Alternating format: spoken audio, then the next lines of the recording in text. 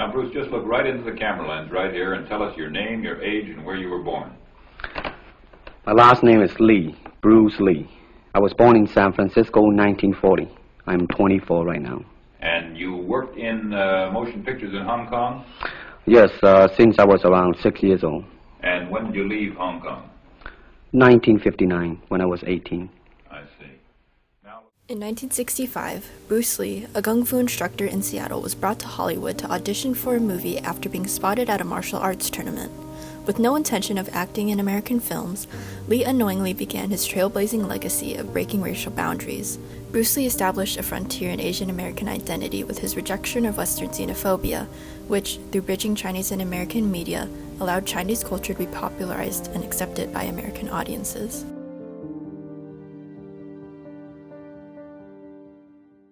On January 24, 1848, gold was discovered in Sutter's Mill, California, making the West an attractive venture for those seeking riches and a better life.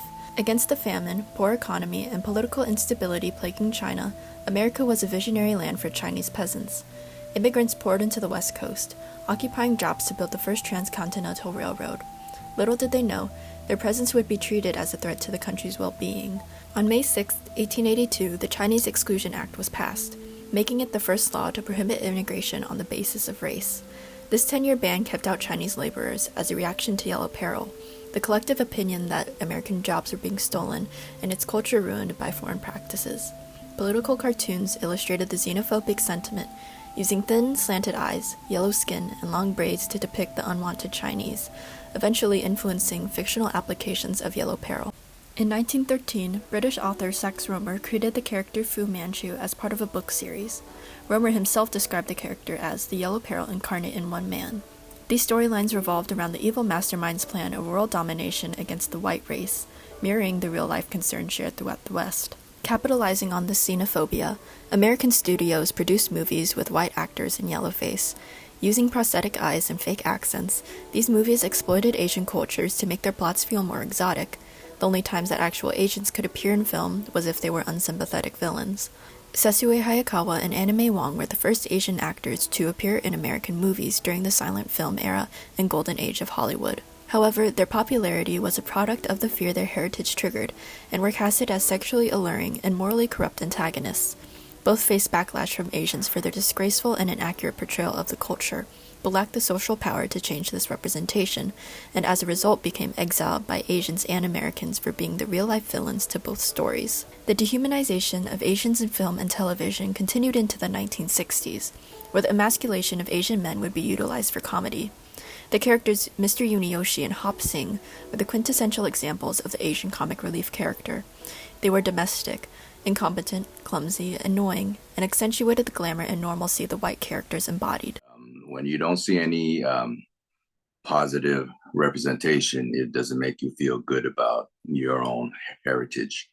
So it got so bad that that at times I had wished that I was not Chinese, but maybe Caucasian. Amidst the shame and humiliation of Asians in the media, no one had been able to alter the minds of Hollywood producers. That was until 1966, the year the television series The Green Hornet was released, in which a 26-year-old Bruce Lee starred as Kato, the sidekick and chauffeur to the titled superhero, marking his first appearance on American screens. Cast for his extraordinary speed and skill with kung fu, which he learned as a teenager to defend himself in street fights, Lee's self-performed stunts were the main attraction to audiences, as they were more elegant and less choppy than the ones Americans were used to. Despite this fact, he continued to face discrimination from producers, being paid $400 a week in comparison to his lead co-star, Van Williams' $2,000 deal. And after the show's cancellation, Lee, attempting to create opportunities Hollywood would not create for him, pitched television shows and films to Warner Brothers, all inspired by Chinese culture. Even though the studio showed interest in producing them, they made it clear that the lead role would go to a white actor out of the fear that an Asian lead would not be as profitable. Discouraged, Lee wrote My Definite Chief Aim, an expression of his goal to be the first highest-paid Oriental superstar in the United States, and proved that Chinese culture did not have to be exploited to be profitable. Lee continued to choreograph fight scenes for films and teach celebrities kung fu in Hollywood, but the lack of lead roles for Asians sent him back to Hong Kong in 1971, where he had established an acting career as a child. Upon returning, Lee became a star with the release of The Big Boss, Fist of Fury, and The Way of the Dragon, all three films contributing to Hong Kong's kung fu craze, which combined action scenes with martial arts. Their box office success brought Lee the opportunity to reappear on American screens, but now as the leading man, demonstrating superhuman abilities with his kung fu. The effect these American releases had on audiences was visible overnight. So I didn't find out until it was time to play kickball. And, prior to that, of course, the Chinese were always picked last because we're the smallest and the scrawniest. So the two Caucasian team captains were, whispering to each other. And one of them said, "Hey, Jeff, come here. We have a question for you." So I said, "What do you want?" They said, "Well, we saw Bruce Lee and Fist of Fury kick that guy right through a wall. Can you Chinese actually do that?" And then I said, maybe.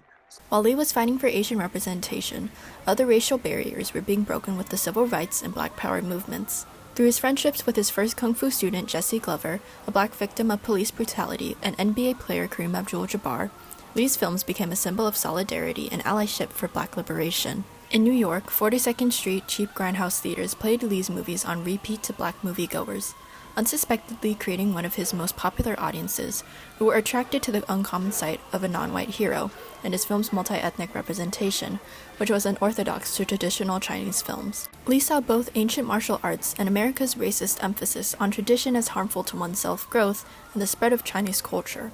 While not the first to teach kung fu to non-Chinese people, Lee helped build this frontier of opening kung fu to any age, race, or gender, saying that, as we progress and time changes, it is necessary to reform this formula.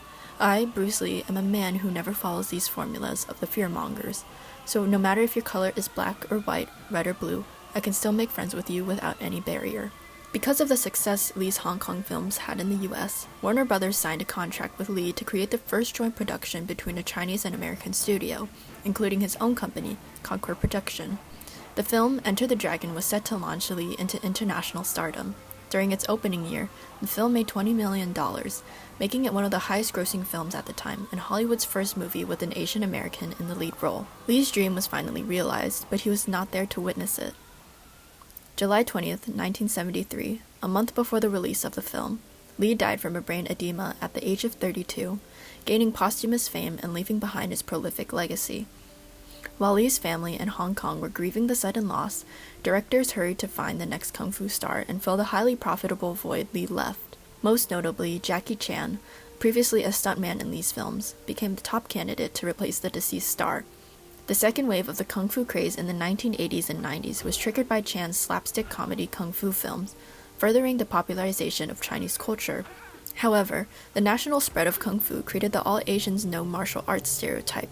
This film phenomenon became more frequently seen following Lee's films, but was the price his movies paid in order to prevent the perpetuation of yellow peril and yellow face, which significantly decreased in the years during his career. The most unexpected product of Lee's life was in pop culture.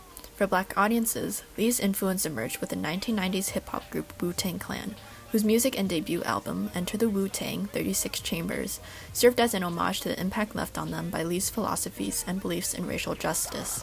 For Asian Americans, Lee's movies gave them the opportunity to represent themselves, as opposed to their stories being told by non-Asian actors and producers. Lee kept creative control over his movies by writing and directing his Hong Kong films and choreographing all fight scenes. Successful series and movies like The Joy Luck Club, Fresh Off the Boat, Crazy Rich Asians, Shang-Chi and the Legend of the Ten Rings, Minari, and Everything Everywhere All at Once star Asian actors, tell narratives from the Asian American perspective, and are created by Asian directors, thus allowing more accurate portrayals of Asian culture to leave better impressions on audiences. Lee introduced a new frontier in the portrayal of Asians in American media, a feat that remains unsurpassed due to the racial stigma, discrimination, and expectations he faced from both cultures. And by persevering, Bruce Lee's success became a product of his ability to never forget where he came from, but never underestimate how far he could go. Still think of yourself Chinese, or do you ever think of yourself as North American? You know what I want to think of myself? As a human being. Because, I don't want to sound like, as Confucius say, but under the sky, under the heaven, man, there is but one family. It just so happened, man, that people are different.